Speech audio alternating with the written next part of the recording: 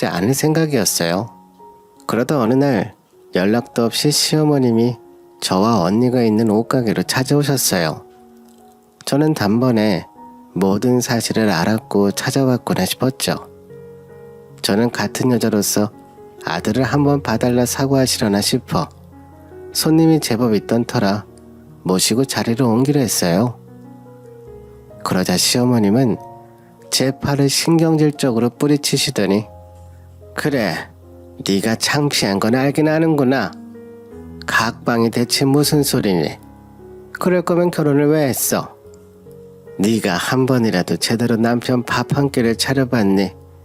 하다하다 이젠 각방까지 쓰면서 기 살려줘도 부족할 판에 가뜩이나 위축된 내 아들을 찬밥 신세 만들어? 그러면서 고래고래 가게 안에서 소리를 지르시는데 보다 못한 저희 언니까지 나서서 어머님을 가게 밖으로 밀어냈죠. 나가시는 중에도 저에게 삿대질까지 하시며 이런 싸구려 옷가게 하나 열었다고 네 성분 출신이 바뀌냐며 내조나 잘하라고 결혼 허락해뒀더니 분수도 모르고 이게 무슨 짓이냐며 손님들 다 보는 앞에서 또다시 그놈의 내조를 운운하시더군요. 저는 어려서부터 시장판 돌며 별의별 인간 군상을 많이 만나봤다 자부했지만 이렇게 경우 없고 예의도 없는 저희 시어머님 같은 분은 정말이지 처음이었죠.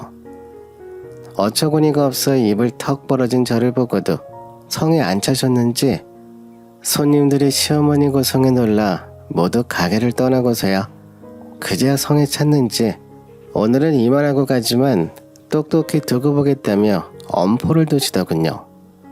그날 처음 이혼을 고민했습니다. 언니와도 한참을 이야기 나눴죠. 이렇게 사는 게 의미가 있나? 내가 왜 이런 소리를 들어하나 싶어서 가게에 자주 오는 단골 언니들과도 고민 상담하고 그때 받아둔 변호사 전화번호만 10개가 넘었습니다.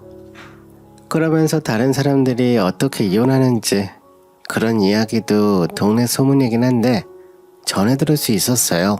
그때 언니가 그러더라고요. 아무리 말이야 며느리가 남이고 만만하다 해도 그렇지 복 받은 줄 알아야지 뒤틀린 노인네 같으니라고. 다른 집은 내가 저번에 말했잖아. 그 누구야? 그 아나운서 했다는. 그러자 언니가 옆에서 끄덕거리며 피식 웃는데 저는 처음 들어보는 이야기였거든요. 아니 유명 아나운서는 아닌데 왜 있어. 얼굴은 이쁘장하니 생긴 삐쩍 마른 여자 하나 있는데 암튼 그 여자가 최근 이혼을 당했어. 남편이 아주 진절머리가 난다고 길바닥에서 울더라. 이혼해달라고. 그래서 무슨 일 때문에 이혼당했냐고. 아나운서 출신이면 머리도 좋겠다. 거기다 얼굴까지 이쁘면 남자들이 줄을 서지 않냐 했더니 줄을 섰었지. 근데 낭비벽이 보통이 아니야. 돈 쓰는 거 맞들린 사람 그거 병이다. 못 고쳐. 절대 못 고쳐. 그 여자도 카드를 1,000만원 2,000만원 그렇게 긁었대.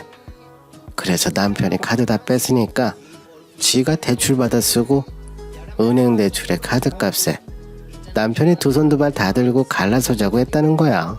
여자는 싫다고 그러고 근데 결국 남극이 많이 했다고 그것도 이혼 사유더라고. 그 여자 요즘 안 보이던데 이사 갔나봐. 창피하겠지. 아무튼 그렇게 속썩이는 여자도 천지에 널렸는데 너는 돈 벌어다 줘. 아들 낳아줘. 대체 못한 게 뭔데? 그러면서 저 대신 친한 언니들이 열변을 토하는데 들으면서도 속이 좀 풀리는 것 같고 고맙기도 하더라고요. 시어머니 입장에선 당연히 마음에 안 드는 구석이 있을 거예요. 제가 그렇게 나긋나긋한 며느리 스타일도 아니고요. 하지만 가게까지 찾아와서 뒤집고 간 건 이건 상식 밖의 일이고 그날 밤 남편에게 가서 있었던 일을 이야기해줬습니다. 우리 가게까지 찾아와서 해집고 가신 이상 나도 너는 시댁에 며느리 노릇 못하겠으니 그리 알라고. 앞으로 시댁 행사는 일절 참석하지 않을 테니 필요하면 당신이 가고 거기서 있던 일을 나에게 옮기거나 알릴 필요도 없으니 그렇게 지내자고 했어요. 남편은 이번에도 제 앞에서 열변을 토하며 본인 어릴 때 이야기까지 꺼내며 저를 이해시키려 했지만 이미 생각 정리가 끝난 이상 다시 번복하는 것도 웃겼죠. 그렇게 저는 시댁과 완전히 끊고 지냈습니다. 그 뒤 2년의 시간이 흐를 때까지 명절은 물론 경조사에도 얼굴을 비추긴커녕 전화 한 통 하지 않으며 절대적으로 시댁과 교류를 끊고 육아와 사업에만 전념했죠. 저희 가게 잘 된다는 소식이 시어머님 귀에도 들어갔는지 그렇게 하대하고 장사꾼이라며 천하게 대했던 며느리가 아들보다 더 잘 나간다는 소식에 그동안 전화 한 통 없으시던 분이 전화를 하시더군요. 처음 한 통은 무시한 채 넘겼지만 여러 번 부재중 전화를 넘기기엔 잠깐 받을까 고민하게 됐어요. 하지만 이걸 받는 순간 다시 시댁 헬게이트가 열린다 생각되어 저는 마음을 굳게 먹고 꾹 참아냈어요. 계속 연락을 피하자 결국 시어머님이 거의 2년 만에 다시 저희 자매의 매장에 등판하게 되었고 시어머니의 등장 소식에 창고에서 재고 관리하던 저희 언니는 그나마 무기로 쓸 수 있는 나무 옷걸이를 손에 쥐고 제 뒤에 경호하듯 바짝 설 정도로 매장에는 긴장감이 맴돌았어요.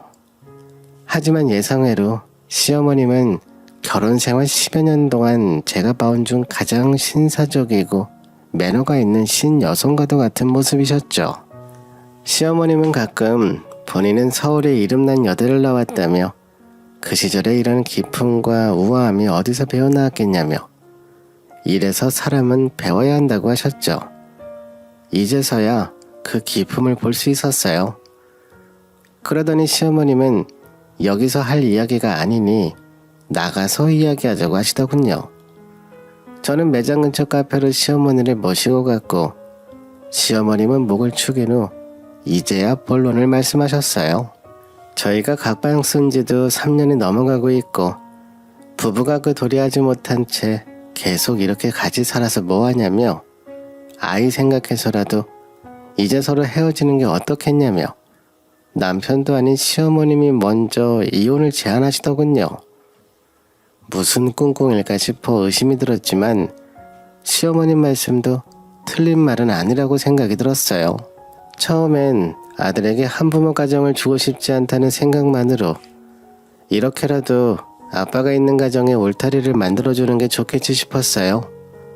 하지만 저희 부부의 냉랭한 기류를 아들이 알아채지 못할 리 만무했고 무엇보다 저희 부부 사이에 대화가 단절된 지 오래인 터라 아들이 말을 배우는데도 문제가 되었어요. 아들은 또래보다 말이 늦었고 근래 저는 심각성을 깨닫고 전문가를 찾았어요. 그러자 전문가는 아이가 집에서 말을 듣고 이걸 토대로 뱉는 연습을 해야 하는데 그게 전혀 되지 않는 상황인 것 같다 조심스레 진단을 하더군요. 저는 안 그래도 이런 가정 분위기 아래 아들을 키운다는 게 마음에 걸렸고 저는 몰라도 아들에게만큼은 극진했던 남편은 어느 순간부터 시댁에 머무는 시간이 늘더니 이젠 아들을 돌보기는커녕 집에도 들어오지 않게 일쑤였어요. 마음이 복잡했던 저는 결국 시어머니께 생각할 시간을 달라고 했고 저 또한 이런 결혼 생활을 더 이상 유지하고 싶은 마음이 없었던 터라 이성적으로 여러 가지 상황에 대해 심사숙고한 끝에 이혼을 해야겠다 생각했죠. 그래도 혹시 몰라서 변호사를 알아보고자 저번에 언니들에게 들은 명함을 꺼내놓고 하나하나 검색하며 고르고 있는데 제 옆에 언니들이 오더니 변호사에 대한 이야기를 하고 그때 그 아나운서 여자에 대한 이야기도 나누는 것 같았어요. 그리고 10분 정도 흘렀을까 갑자기 언니가 소리를 지르며 저를 부르는 겁니다. 이것 보라고 하면서요. 언니가 제 어깨를 잡으며 이거 박기자 아니냐며 사진 하나를 보여주는데 확대해보니 너무 익숙하긴 한 겁니다. 머리 스타일이며 안경까지 제 남편이 맞은편에 앉아있더라고요. 사진 찍은 날짜를 보니 한 달 전이었고 그때부터 이게 무슨 상황인가 싶었죠. 그리고는 바로 다음날 주말에 남편이 아침부터 취재 나간다 하길래 저도 곧바로 준비해 남편 뒤를 몰래 따라 나섰고 1시간을 넘게 쫓아간 결과 커피숍에 앉아있는 남편과 그 여자를 보게 되었습니다. 아나운서 그 여자가 맞더라고요. 제가 이혼을 생각하지 않고 있었다면 그 장면이 무척이나 충격일 텐데 이미 남편에게 질릴 만큼 질리고 시댁에 대일 만큼 대인 상태라 그런지 그 모습을 봐도 그렇게 충격적이진 않더라고요. 오히려 상대 여자가 어떤 화려한 과거가 있는지 알고 있었기에 기분이 묘하게 좋아지는, 사실 제가 봐도 좀 이상한 느낌이 들긴 했습니다. 그리고는 곧바로 시어머님 얼굴이 떠올랐죠. 저한테 이혼을 권유한 것도 그렇고 왜 그랬는지 어머님 생각하니 속에서 화가 나긴 했어요. 이렇게 준비해 놓으시고 나에게 통보했구나 싶었죠. 그래서 그날 카페엔 들어가지 않았습니다. 수없이 많은 사진만 찍어둔 채 곧장 시댁으로 들어갔죠. 제가 도착하자마자 어머님은 이번에도 아주 고상한 말투로 저에게 생각은 잘 해봤냐며 이혼에 대해 물어보시더라고요. 그래서 제가 휴대폰에서 사진을 꺼내어 어머님께 보여드렸습니다. 어머님은 순간 얼굴이 창백하게 바뀌더니 저를 노려보시더라고요. 그래서 제가 말했어요. 기자랑 아나운서면 아주 천생연분 아니겠냐고. 직업만 봐도 서로 궁합이 좋겠다고 말하자 없이 살아서 드센 너랑은 차원이 다르다 하시며 어머님은 입술까지 덜덜 떨고 계시길래 제가 차분하게 말씀드렸어요. 어차피 마음 정리 끝난 상황에 새로 시작하는 사람들 들쏘시고 싶지도 않으니 어머님은 그냥 남편과 저의 마무리를 깔끔하게 해주셨으면 좋겠다고 덤덤하게 말했습니다. 깔끔하기로는 돈보다 좋은 건 없었고요. 남편과 감정이 남은 것도 아니고 받을 거라도 알차게 받지 싶었거든요. 그래서 어머님께 차근차근 설명했습니다.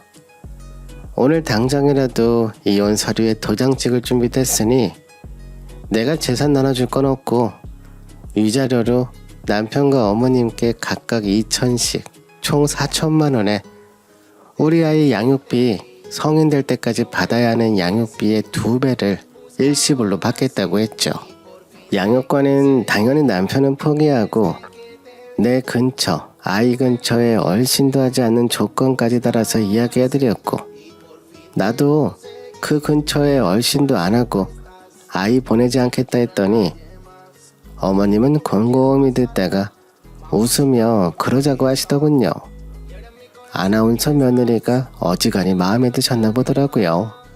그러자 시어머님은 세상 빠르게 바로 입금해 주시더군요. 저도 그 자리에서 미련 없이 바로 도장을 찍어줬어요.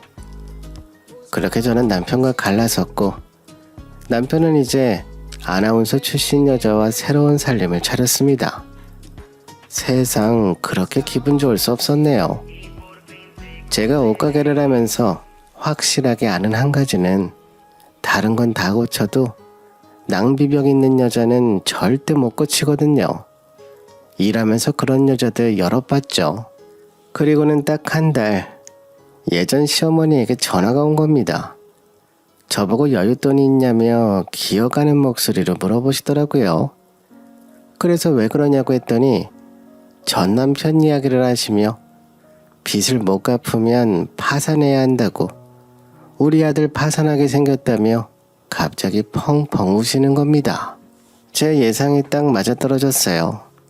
그 여자는 재혼 후 전 남편 카드를 들고 이곳저곳을 긁기 시작했고 처음엔 시어머니도 새로 들어온 며느리 눈치 보느라 별말을 못했다고 해요.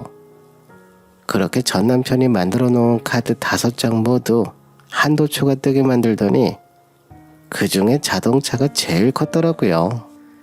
그 여자가 1억이 넘는 자동차를 샀고 술 좋아하는 전 남편이 잔뜩 취한 채로 그걸 몰았고요. 정말 환상의 콤비죠. 그래도 좋은 차를 타고 있어서 생명에는 지장이 없다지만 들이받은 건물은 1층 전체가 산상조각이 나버려 빚만 산더미로 쌓였다더군요. 대신 이번에는 신기하게도 그 아나운서 출신 여자가 먼저 이혼하자고 소송을 걸어왔답니다. 시어머님은 힘 닿는 대로 남편을 도왔지만 결국 하나 남은 시댁집까지 담보로 건들려 하자 결국 저에게 전화를 해 돈을 빌려달라며 본인 아들의 안타까운 상황을 전하더군요. 하지만 저는 딱 잘라 그 집 빌려줄 돈 없다며 그 집 며느리한테 나가서 벌어오라고 하라고, 마음에 드는 며느리 얻으셨으면 원하는 내줘도 거기에 말하셔야지 왜 걷어찬 며느리한테 구걸이냐며 전화를 끊었죠. 결국 빚을 감당하지 못한 전 남편은 그 여자와 이혼했고 낙인이 찍혀 취업 분노 다 막힌 채 그는 사람들이 수군거리는 소리에 공황장애까지 와서 집 밖에 나가지도 못하고 시댁 골방에 처박혀 있다고 하더군요. 저는 미리 받아놓은 양육비는 통장에 잘 넣어놨고요. 나중에 우리 아들이 크면 그걸로 하고 싶은 거 시켜줄 생각입니다. 저는 전 시댁의 폐가망신을 보며 사람이 지 분수도 모른 채 욕심이 욕망이 되면 결국 그 끝이 어떻게 되는지 똑똑히 보게 됐고, 적어도 저는 제 욕심 때문에 제 아들이 어긋난 길을 걷는데도